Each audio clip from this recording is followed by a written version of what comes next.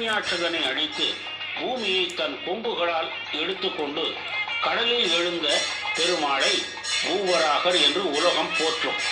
பாரத நாட்டில் 23 இடங்களில் வராகர் திருக்கோவில்கள் உள்ளன. அவற்றுள் ஒன்றுதான் இந்த திருக்கோவில். வராக அவதாரம் சக்தி யுகத்தில் நிகழ்ந்தது. எனவே இந்த ஆலயம் 5000 ஆண்டுகளுக்கு மேல் பழமையானது என்கிறார்கள்.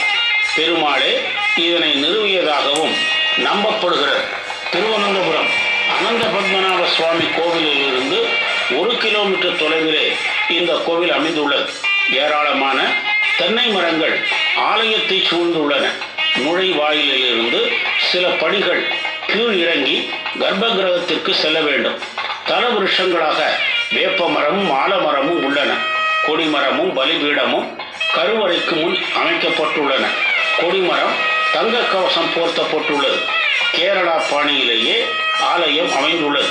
கருவறை வட்ட வடிவில் அமைக்கப்பட்டுள்ளது. மேற்கூரை தாமரை தகடுகளால் மூடப்பட்டுள்ளது. கருவறை மேற்கு நோக்கி உள்ளது. நுழைவாயிலின் இருபுறமும் துவாரபாலகர்கள் உள்ளனர். கருவறையில் ஸ்ரீ வராகமூர்த்தி 4 திருக்கரங்களோடு பத்ம பீடத்தில் அமர்ந்துள்ளார். மேலிரு கரங்களில் சங்கும் சக்கரமும் உள்ளன.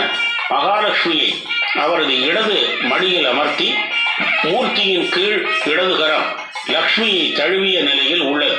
கீழ்ப்புறம் உள்ள வலது கரம் அபய முத்திரை காட்டியபடி உள்ளது.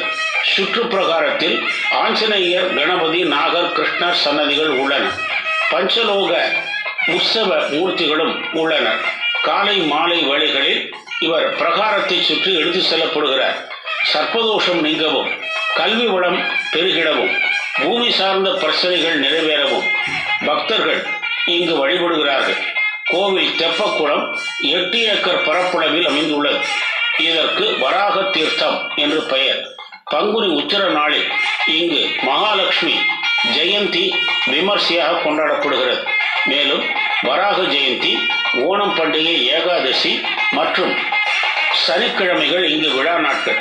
வாழ்வில் உன்னதங்கள் சேரவும், நம் கோரிக்கைகள் நிறைவேறவும் திருவனந்தபுரம் ஸ்ரீ லக்ஷ்மி வராகரை போற்றி வழிபட்டு பேரருள் பெறுவோமாக.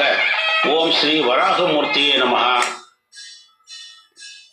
இந்த சேனலை சப்ஸ்கிரைப் பண்ணுங்க, லைக் பண்ணுங்க, கமெண்ட் பண்ணுங்க, பெல் பட்டனை கிளிக் பண்ணுங்க. உடனுக்குடன் தெரிந்து கொள்ள. நன்றி, வணக்கம், பாய்.